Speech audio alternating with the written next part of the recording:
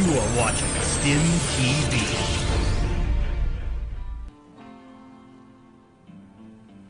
Hello, everybody, and welcome. You are indeed watching Stim TV. We've got a wonderful show match for you. This is the second game. Of course, we are looking at none other than Root Destiny, spawning as the Red Zerg. He will be facing off cross position versus 6 Jacks DDE. I'm Tumba, co-casting this event with me, of course, Simpatico. Dude, I am so excited. The last couple of days have been really tough. We've been working really hard on Stim TV, doing so much cool stuff. And this is kind of the culmination, one of the culminations, I should say. Just one of the rewards, the reward of being able to cast these two awesome players. So cool. We saw an amazing first game. DDE kind of took control of it in the early game. Destiny said, no, not going to happen. I want revenge for the loss in the mini tournament. I want revenge for my friend Cats. I'm going to turn the tides in this fight, and I'm really looking forward to a good series out of these guys because they tend to always give us good series.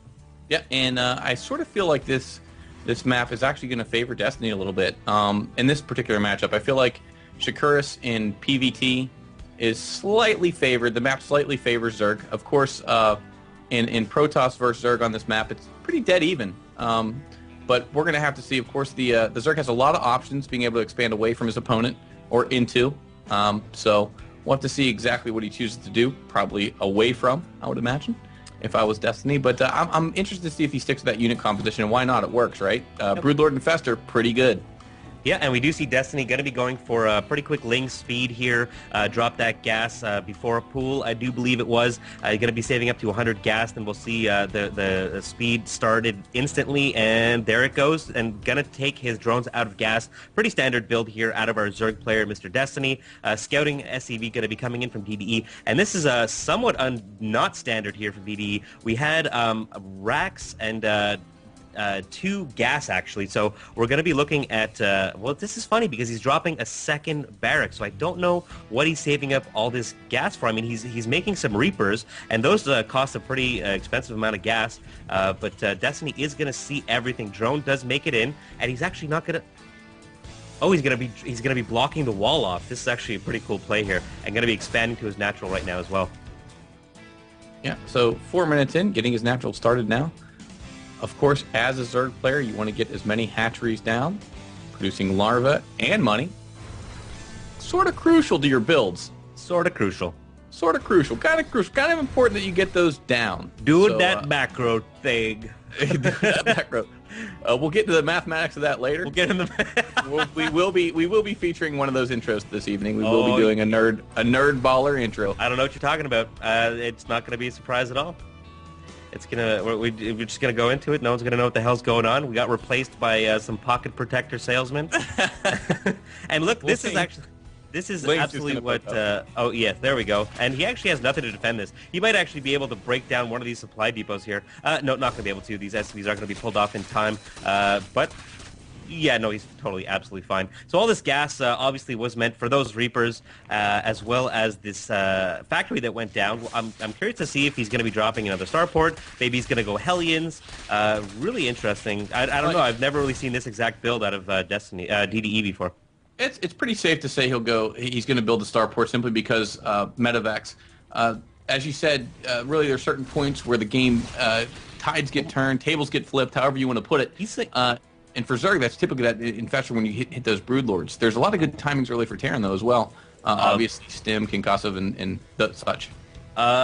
This is strange. He's going Mass Reaper.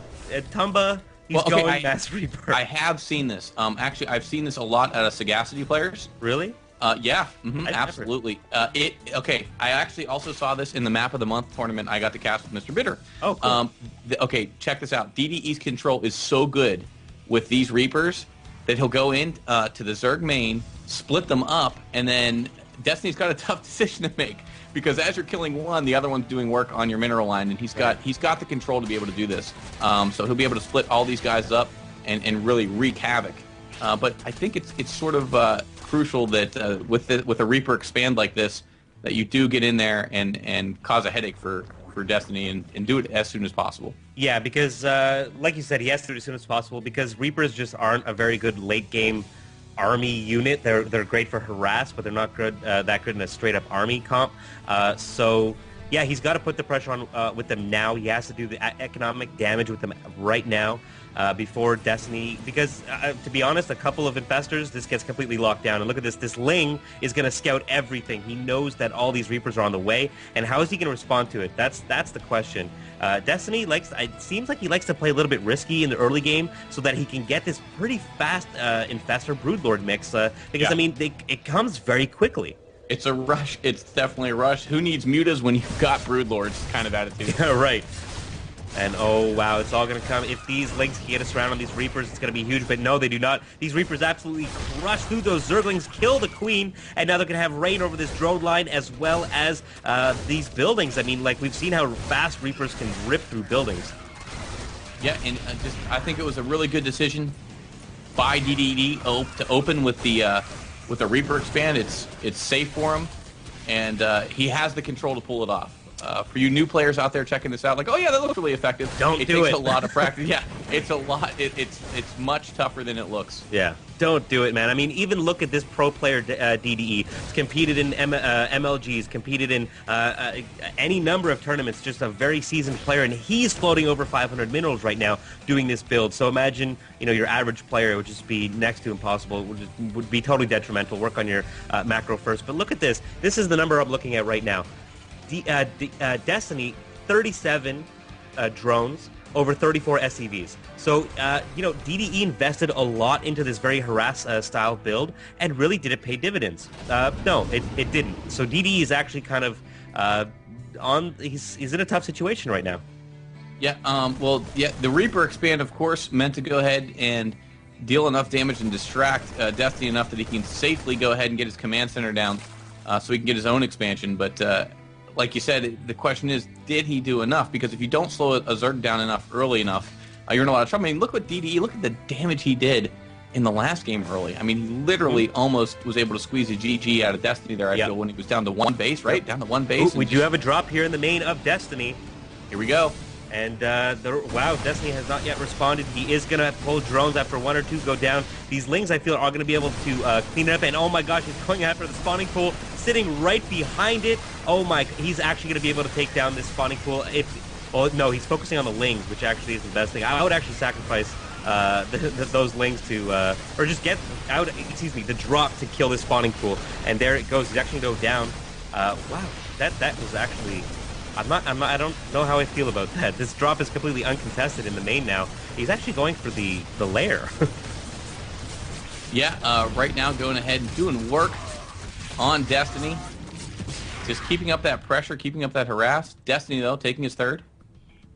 11 minutes in. Very good decision.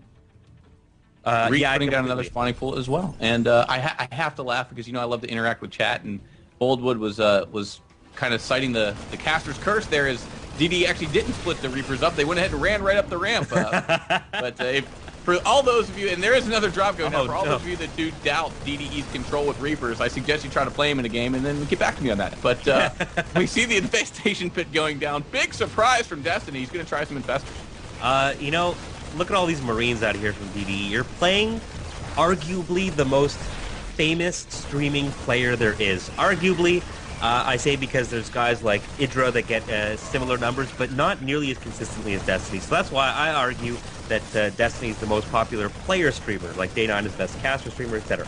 So, his style. He's going Infestor. Why are you going Mass Marine and Tank? I don't agree with it. I think he should be maybe going a little bit more Marauder heavy. Mutas are not going to be on the map. Of course, you don't want to metagame too much either. But maybe go a mech style that infestors might not do as well against. Of course, we do see Neural Parasite being one of Destiny's tricks. So, it's difficult no matter what you go. But I don't really agree with this heavy tank Marine. Who could forget MLG Columbus when Idra went ahead, MC got his Immortal a little too far out, Neural Parasited it, and then it was all over from there. Pretty good against Stalkers, those Immortals. But I heard that, yeah. Yeah. Again, it's hard to get away from talking about the Infestor, such a great unit. And Lings are going to come in now. They are going to stream in. And he is going to have a second here before these siege tanks are able to go ahead and defend. Yeah, he does get a nice round on all those Marines. He's actually going to have to pull some SCVs off the line here. SCVs actually being killed right now. He had kind of made the harvester count similar to DDE. I'm totally he did equalize right now because they're equalized. There we go. There it is. Look at that. Destiny with this Greatling run by, going to be taking it out. But let's look over at Destiny's base right now. He has tanks on the high ground, on the low ground, Marines in the main. So DDE is going to put the pressure right back on. He's actually going to potentially, no, not supply block Destiny, but close. Oh, no, Infestors going down as they pop as well. I think this lair is going to be forfeit to this drop as well. And Destiny's going to have to do something here. The links in the main were cleaned up for DDE, so DDE in a pretty good position.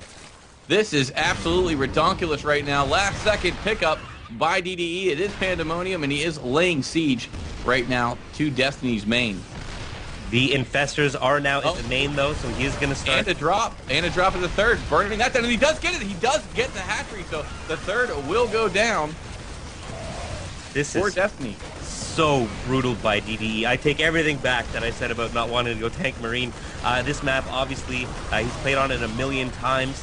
He's practiced on this MLG map pool, obviously, for that event, and you know, he knows how to punish this position, and he's doing a miraculous job of it. And these infested beach balls are doing absolutely nothing. He has cleaned it up for the most part, but a couple more units still lingering. And if he can take out this lair, oh my lord, it is so close. 36, 37 hit points on this. 22, 23 and whittling, but you know, so bad. Harvesters are actually fairly equal. If we look at the unit counting station, 38 SCVs and 36 drones, but of course the Terran being able to call down fuels gives a nice economic boost. Oh, and he gets academies on the way. This is another good response, obviously, to. Oh, wow, look at that. Going to be lifting up and dropping that tank. Very cool, Micro. Yeah, this obviously goes to pretty good against Infestors. That EMP is pretty good, I hear. But it's difficult. I mean, you got to... Oh, my God, look at this. In the middle of the map, SCVs are killing an Infestor. They are determined. They are determined to get that Infestor. They will not. They will succumb to the swarm, or the mini swarm of DDE. And this is the resilience of Zerg, man.